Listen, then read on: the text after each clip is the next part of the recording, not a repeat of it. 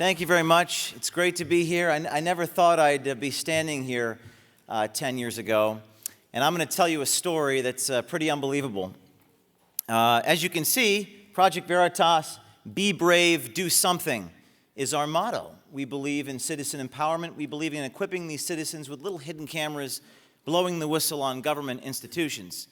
As you can see, 10 years ago, I met a young woman on Facebook. She sent me a message out of nowhere, and she said, have you ever thought about doing some of your undercover work into Acorn? Now, I didn't even know what Acorn was. I had to YouTube it and found videos of them going and busting down doors of foreclosed homes. This young woman, I never met this person before, she sent me a series of messages saying, what if you went in there and said that you were a prostitute? This is a crazy idea, right? But I thought it was a good idea. You would test whether or not Acorn would be willing to break the law. Would they be willing to help this prostitution business with government funds? I asked her, would you be willing to play the role of that prostitute? I said it might be good to have a pimp in this scenario. And Giles, the young woman I had never met before, said, yes, I would like to do it. I then asked my grandmother, who I was living with at the time, do you have a fur coat that I could wear for this thing? And my grandmother said, I don't know what is wrong with you or what's going on, but she put on my bed, because I was living with my grandparents at the time, she put on my bed a chinchilla shawl coat, and Hannah was dressed like that. I was dressed like this. Feeling prep there, James?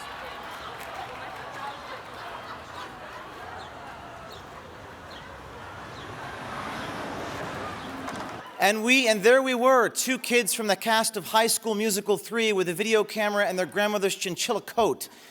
And we had no organization, no money, no donors. We had nothing but a dream to do the work that the media was not willing to do. We were so upset, frustrated, contemptuous of the press, which had spiked stories on Acorn. And we walked into these offices across the United States. She wore the pimp fur on herself. And we talked to these workers. We were very nervous, we were very scared, but we went in there undercover and caught these workers telling us these things, telling us these unbelievable things about how to disguise the prostitution business, about how to claim you're not a prostitute, but a performing artist. Let me make sure there's a code for it, okay? A code for prostitution? You might have to name it something else. Performance arts, let's see. Independent artists. You can be that. Your business is a performing artist. A performing artist? But you are. Okay? So you're not lying. So stop saying prostitute. At this point, I'm thinking, what more could I say? So I'm sitting behind the desk trying to improvise a fraudulent scheme, and we know we have 13 underage prostitutes that we've shipped into the United States illegally, and we want to profit off of them. Maybe that will be the line that Acorn, that's too far for them to go, but nothing seems to shock these people. There's going to be 13 El Salvadorian girls coming into this house, and they're very young, and we don't want to put them on the books. Please tell me 13 underage Salvadorian sex slaves is the line. On the other part of the return, you can use them as a dependent. Okay. You can use them as a dependent because they live in your house. Are you kidding me? I had nothing. I had stayed up all night editing these tapes. The story blew up. There's a picture of me the morning it broke, and me and my grandfather provided the hat that I wore into these videos. But we kept releasing more tapes. And I had met this guy, Andrew Breitbart. And Andrew said to me, you know, they're going to say it's an isolated incident. And he said, but you have all these tapes, so it's actually going to embarrass the New York Times. He said, you're going to embarrass the New York Times. I said, why? He said, because when this is all said and done, the New York Times is going to apologize to their readers. I said, okay, we'll see what happens. We released the second tape in Washington, D.C. Girlfriend's a prostitute. Okay. And I don't know if... I kind of figured that. I'm using the money that she's getting, you know what I mean? Right, but when the police ask you, you don't know where it's coming from. It's what we're trying to tell you. All right. We're looking out for you. Okay, that's the... So then we go to, by the way, the New York Post put, this is a big story. The New York Post put it on the cover 2 days in a row. When we went to New York, they told us to bury our illicit prostitution proceeds in a tin can and put grass over it. Buy the house with a backyard. You put the money right in there over it and put in, and you tell a single soul but yourself where it is. Wait, a tin, I'd put the money in a tin? In a tin and push it in there, cover it, over, and put the grass over. And we were beside ourselves. This story was big, it blew up, and an extraordinary series of events, just as Andrew Breitbart had predicted, official Washington responded, even before any reporters did. The House of Representatives voted, this was in 2009, in a democratically controlled House and Senate. The vote was 345 to 75. The Senate voted to defund Acorn 83 to 7, a sphere of consensus unheard of. I'm not even sure the Republicans can do that. And this all happened, and President Obama even signed the legislation defunding Acorn. What I know is that what I saw on that video was certainly inappropriate. Inappropriate, he said. And then something really extraordinary happened. The New York Times, on September 26, 2009, apologized to their readers, just as Andrew Breitbart had predicted. Clark Hoyt, then ombudsman for the New York Times, said, quote, "The Times needs to be alert to these sorts of things or wind up looking clueless, or worse, partisan itself." The apology titled, "Tuning in too late," yet you think? I mean, I don't know what's worse, what the people did or what the media is doing. Project Veritas was born, and 100 investigations later, fast forward 6 years, Project Veritas breaks maybe the biggest story of them all. In the 2016 election with Hillary Clinton versus Donald Trump, we had sent undercover agents into the Hillary Clinton campaign and caught these individuals inciting violence at Trump rallies.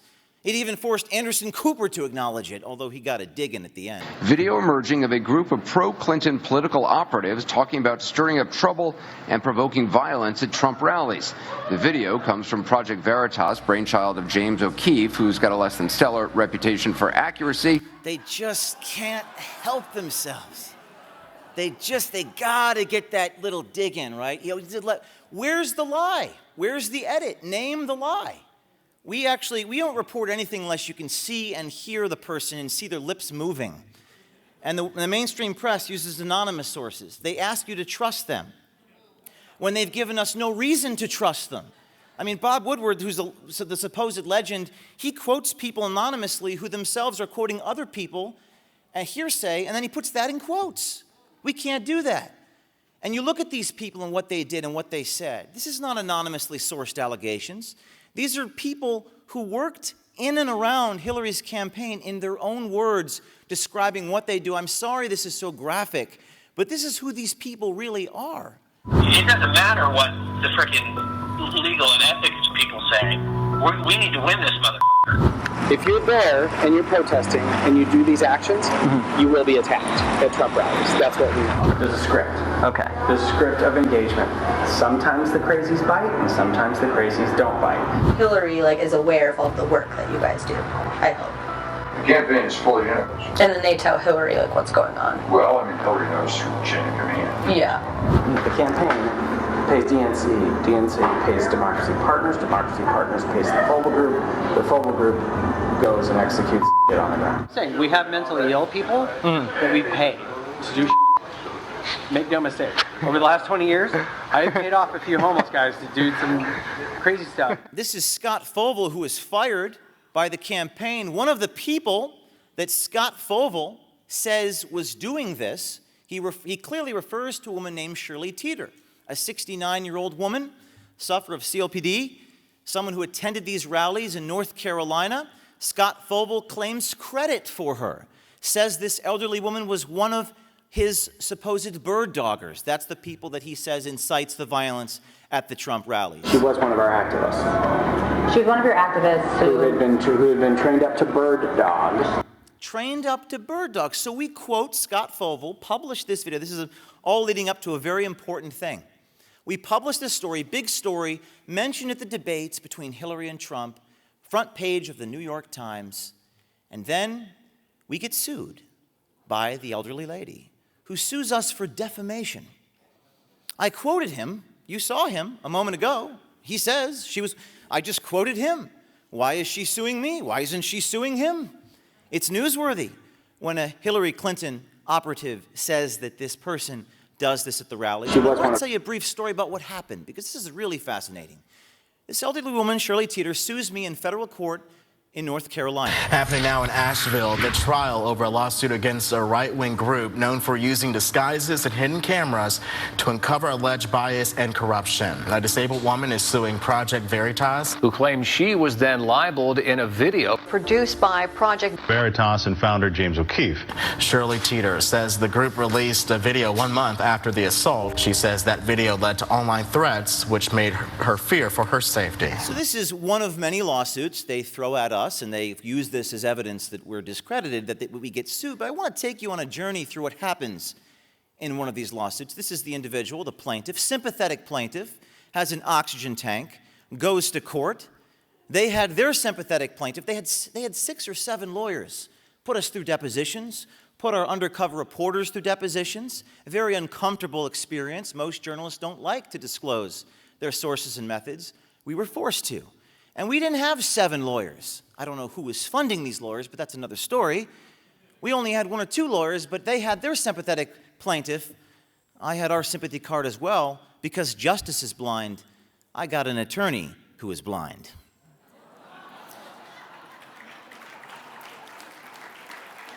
And in the courtroom, we go to court.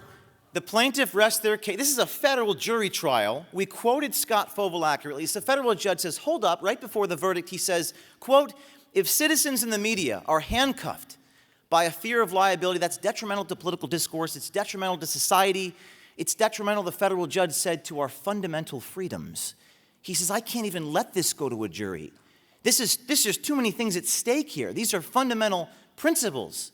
These people had quoted Scott Fogle accurately. What, you're going to sue him because James O'Keefe didn't ask follow-up questions?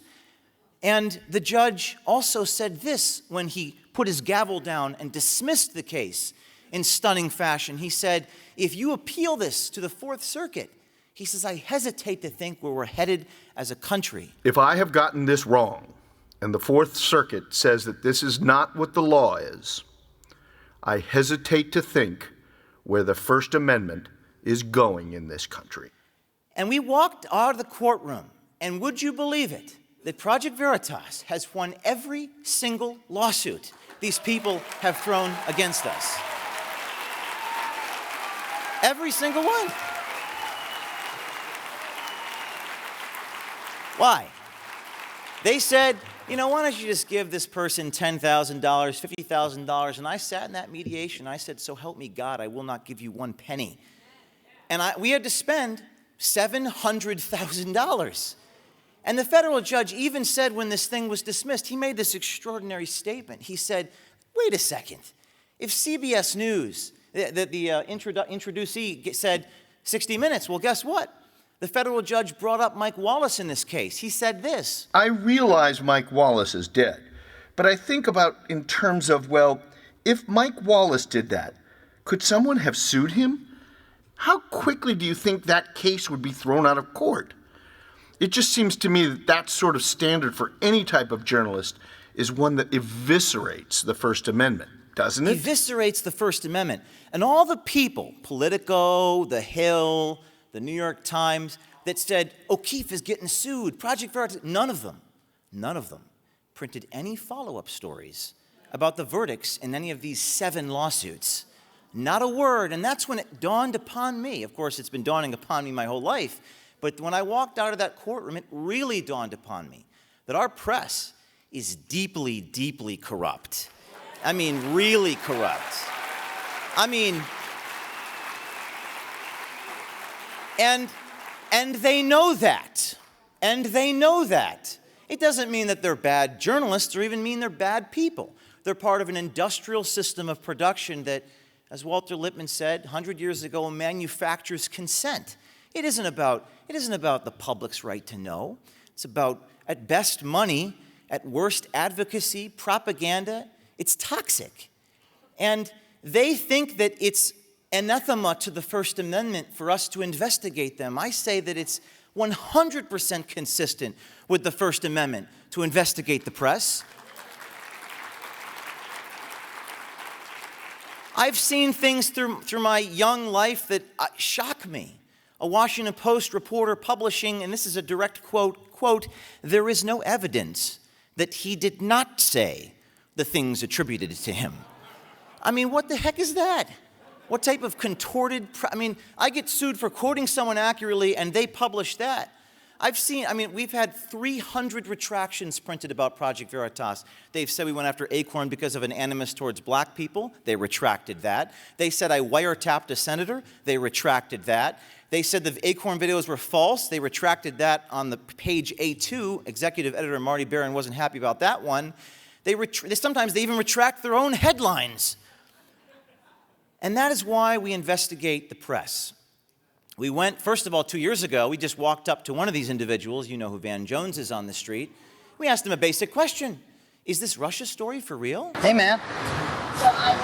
We met in Palm Springs a few years back. Good to see you, man. You good? Yeah. How you been? What are you doing? Good. What do you think's going to happen this week? With the whole Russia thing. The Russia thing is just a big nothing burger. Just a big nothing burger.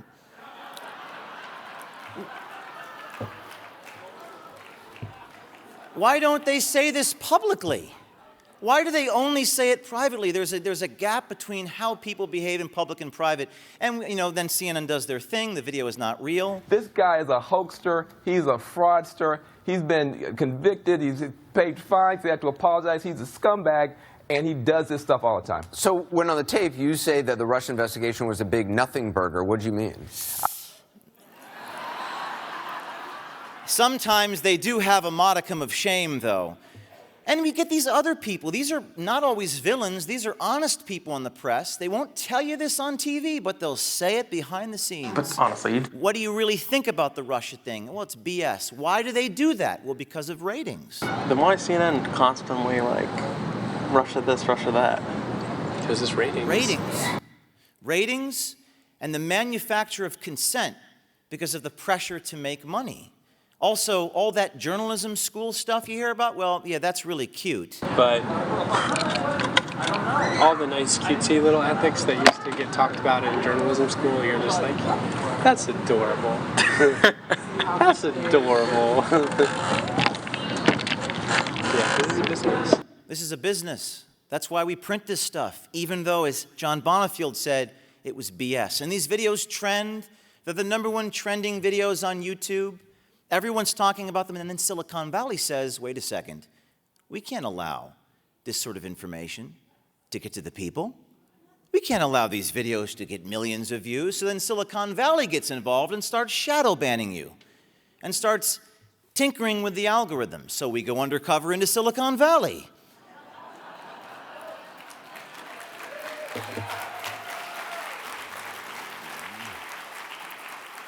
And we get them to admit, and the media will say, well, this doesn't exist. Well, don't take my word for it. Listen to these software engineers at Twitter telling me what a shadow ban is. One strategy is to shadow ban so that you have ultimate control. The idea of a shadow ban is that you ban someone, but they don't know they've been banned because they keep posting, but no one sees their content. So they just think that no one's engaging with their content, when in reality no one's seeing it. That's a pretty clear, explicit statement there about the shadow bans, which they say don't exist. So the press defends Twitter. Twitter says, no, we don't do this. This is not journalism. It's not journalism to just echo, repeat, reiterate what the people who are spokespeople for the billion-dollar Leviathan tell you. You got to challenge them. You got to challenge them, which requires being brave. Now, I want to pivot. I got 6 minutes left to what happened next. All of this happened, and then I get a message not from a girl who's messaging me on Facebook, but from someone who's messaging me within Facebook, a Facebook employee, who says, the things I find the company doing are appalling. I felt the public has a right to know, even if it meant sacrificing my own career.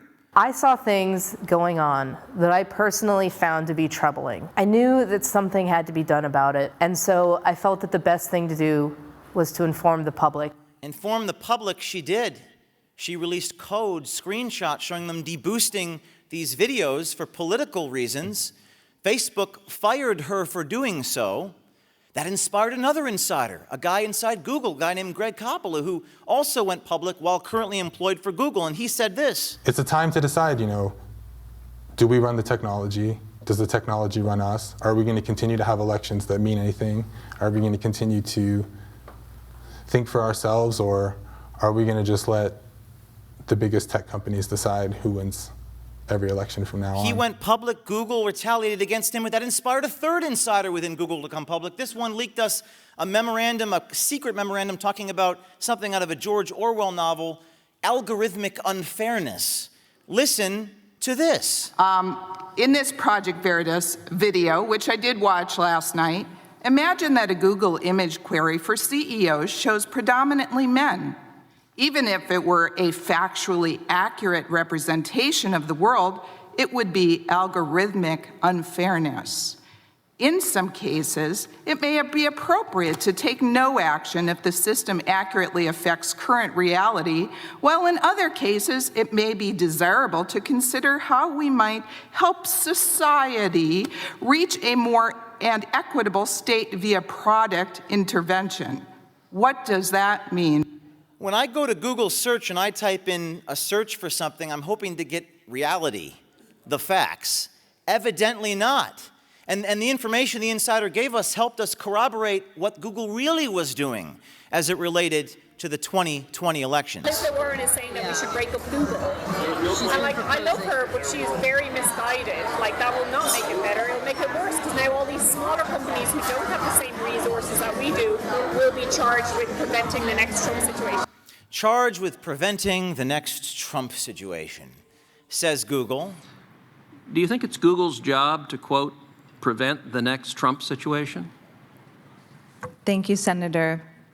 I don't agree with that. That prompted another insider within, this is starting to have a chain of events, said that Jordan Peterson and Ben Shapiro were Nazis. This led to another congressional hearing. Ben Shapiro, Jordan Peterson, and Dennis Prager are Nazis. Given that that's a premise, what do we do about it?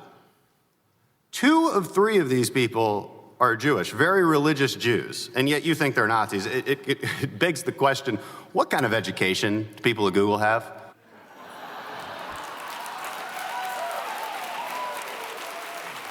So, and maybe the most amazingly heroic insider who blew the whistle of them all, the Pinterest insider, who showed us code showing that they were censoring Bible verses. You couldn't type in a Bible verse.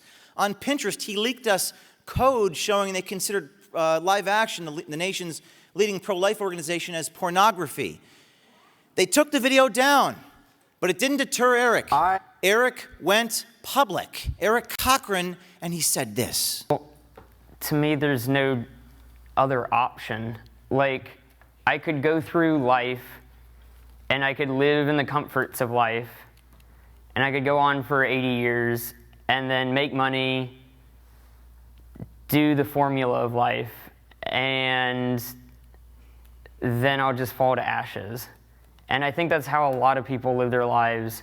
This is something that no matter what happens, no matter what I lose, it'll mean something after I'm gone. This young man was making hundreds of thousands of dollars working in Silicon Valley, and he gave it all up for the public's right to know. And you know what? I'm proud to announce, I know I got a minute and a half left, I'm proud to announce that Eric Cochran is backstage. Eric, would you please come up here?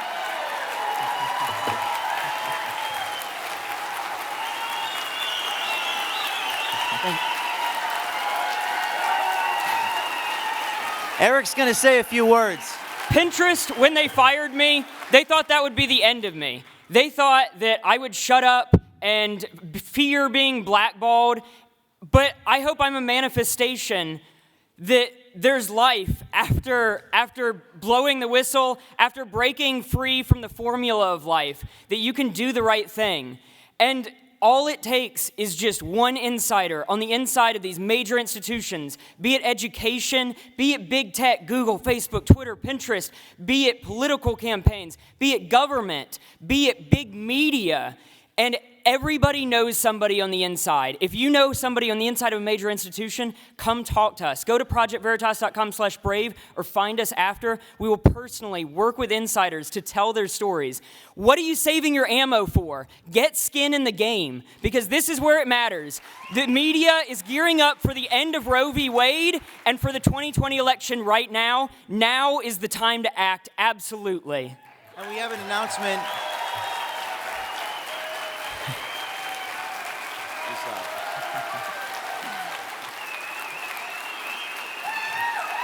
We have one announcement to make real quick. One announcement. Because of what Eric did, another person came to us on the inside. He came to us. We're proud to announce the next insider who will blow the whistle. He's been recording for months. All of his colleagues, his bosses, his senior people. This may be the biggest story Project Veritas has ever broke. Next week, the next insider who will blow the whistle on the next organization is within CNN.